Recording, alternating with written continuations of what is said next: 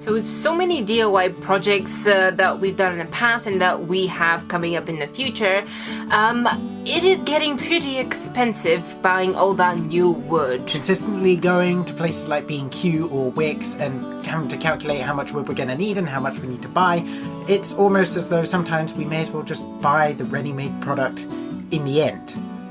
But there's plenty of free wood out there, we just needed to know how to get it. Yeah, every time I read blogs and stuff and they say, oh, just get free pallet wood, or like people make those like rustic van conversions and things like that with pallet wood. It's like, okay, where do you get pallet wood? I mean, I see pallets all the time, but they belong to somebody. You can't just stroll up onto the street and just like, oh, pallets. So eventually we just had to brave it and start asking, communicate like humans are supposed to. People. Yeah, so literally the first time I did it, I went to the cashier person at this garden center and said, do you have any free pallets that you don't need? Just awkwardly, they were selling their pallets, so that didn't work out. Yeah, and then I went around business parks and literally went and knocked on their doors, and eventually one said, yeah, sure, take them. So we went back every week and just started piling them up in the garage. I think it almost reached most of the way to the ceiling, 30? At least. All free wood! All free wood. And like, if you actually just wanted the planks of wood, you could just unnail them and then you just have, well, we must have had hundreds of planks of wood in there. And also because it was a printing company and they needed clean pallets, the majority of the ones that we got from them were actually clean as long as we took them before the rain came. So if I went there on time before it started raining, I even got them dry. We did have to clean a few of them, which honestly didn't take that long and wasn't too bad, and they weren't even, it was mostly cobwebs actually from putting them in the garage and having spiders build their nests in them. So then after we cleaned them, we needed to figure out exactly how we were going to build these seats, because they were originally for our wedding, but we also wanted to use the pallet wood afterwards for our van build and for other projects that we have coming up. So we didn't want to just nail them together or screw them together, because that would leave holes in them and you have to deassemble them, and we didn't want to do that. So we just ended up kind of stacking them on top of one another, but before that we realized that we were going to have to sand them. Okay, so today we're going to be sanding our pallets that we got second-hand from this industrial estate that they gave them to us. But of course they do have a lot of splinters because they have been used. So we're going to be sanding them. Otherwise our guests will end up with a lot of splinters in their bum. In their bum. And just showing how splintery they are. Yeah. Now, first of all, we started out by just thinking that we were going to need to sand all of them. Yeah, sure. Okay, let's go. So we just got pallets out. All of them and every single part of them. The top, the bottom, the sides, as much of the inside as possible. So we just started sanding, and after doing, I think, 2, maybe even just 1. 1.5. We realised how long that was going to take on 30 pallets, and we were like, and mind you, our nose are full of sawdust at that point. Bear in mind, we'd only done 1.5 at this point, so we were like, no, okay, we don't need to sand them all, so let's just figure out the arrangement that we want to put them in. So the problem with having so many pallets is that you have to carry all of them from A to B to C to D yourself. And when it rains outside, you have to put them all back in the garage, and then we have to take them all back out when it's sunny again. And we're like, okay, this is a sunny day, we're going to take advantage. We've got them all out in the morning, and we're like, right, we have the whole day, let's figure this out. I swear there weren't 2 pallets that were actually identical. Nonetheless. So then we figured out that the bigger ones are going to need to go on the base, because that's what we want to support the majority of them. And also what we wanted is the ones that were the most complete, so that had the least gaps on top, is the ones that we wanted on top, so that's what people were going to sit on, because they were the most joined together. Plus they were the cleanest ones, and the ones that we would actually want to sand and keep afterwards, exactly. Instead of putting them on the burning pile. And then we had some giant pillows, which we were courtesy of my mother, who spent a while sewing them up. But the problem is they were upstairs, and we wanted them downstairs, and I didn't want to carry them down the stairs. I carried one down the stairs, and that was enough, so I decided to the solution? Push it out the window and have the person below catch it. Yep. That worked. It worked. So, I got a bruise.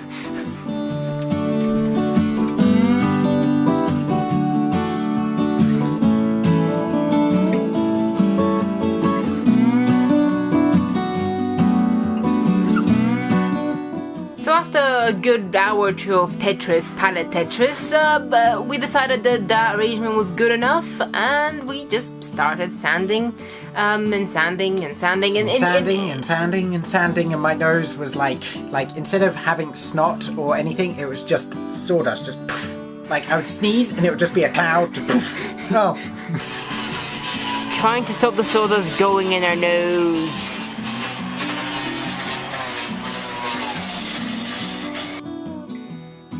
FYI, most of the footage for this video was sanding. Hours and hours of time-lapsed sanding. You ain't seen all of it. Look at you sweeping. I'm sorry, that's one of the most perfect shots ever. Oh, so funny. See, I'm just standing in the corner and you've just got your little sarong on your head like a maid. Just like a maid. No. That's going in at the end, by the way. And after transporting them to where the wedding was happening and setting them all up and actually getting the people in there, I think they worked out pretty well. I mean, everyone kind of sat on them. You know, we all had like a campfire in the middle. It was pretty damn cool. And surprisingly, people were like, wow, these are actually quite comfy. Okay, they did have pillows on, some of them.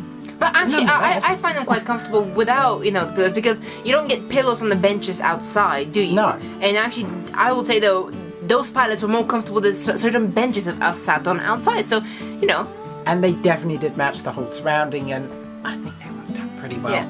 And now we have the pallets to use again, because apart from the broken ones, which are probably on a bonfire somewhere right now, we have the remaining ones to use in our upcoming van build or wherever else we want to use them. We have plenty of wood, and of course we stopped going to that place where we got the pallets, so if we ever wanted more, we'll just hop back and say, hey, do you have any more? Hopefully, unless they change the policies. But essentially, we want to carry on building stuff and we want to improvise it.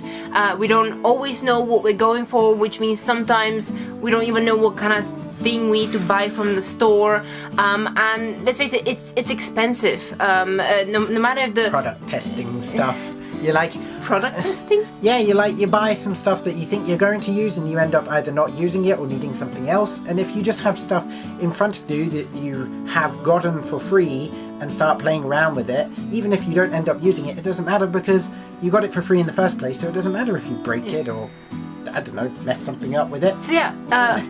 Well, we would really recommend, you know, just trying to get some free pallets, you know, to try and get them clean, try and get them heat treated. Well, no, get them heat treated.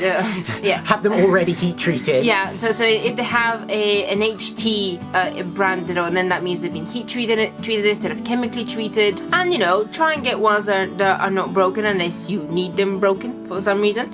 Getting it clean and dry is always better, but definitely try and get them not muddy, because you'll never get all of that off it. And I think something else that a lot of people forget is, like, pallet wood is not cheap, low quality wood, because if you think about it, to build a pallet to support heavy loads, the wood actually has to be pretty decent quality and pretty decent strength in order to bear the load. They don't just snap after one use. Have you fact checked that? Nope.